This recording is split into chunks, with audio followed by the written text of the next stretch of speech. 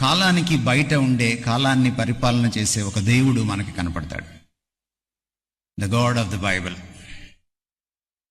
ఆయనకి క్యాలెండర్ లేదు. అందుకని ఈరోజు క్యాలెండర్ ఆయన పేరున ఏర్పడింది. క్రీస్తు శకము అనే క్యాలెండర్ని మనం ఫాలో అవుతున్నాం ఈ రోజున, గ్రెగోరియన్ క్యాలెండర్ని. మనమే కాదు, అన్నిలు ప్రపంచవ్యాప్తంగా యావత్ ప్రపంచం పాటిస్తోంది. బికాస్ కాలానికి అతీతుడైన వాడు కాలంలోకి అడుగు పెట్టినప్పుడు సహజంగానే కాలం చీలిపోయింది, క్రీస్తు పూర్వంగా క్రీస్తు శకంగా. That shows that he's bigger than time, that he's above time and he reigns over time.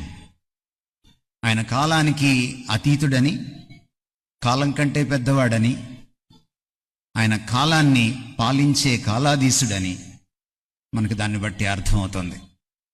రెండు మాటలు, క్రీస్తు పూర్వం క్రీస్తు శకం అన్న మాటలు మనకి క్రీస్తు ఎంత నిత్యుడో, క్రీస్తు ఎంత కాలానికి అతీతుడో మనకు తెలియజేస్తున్నాయి.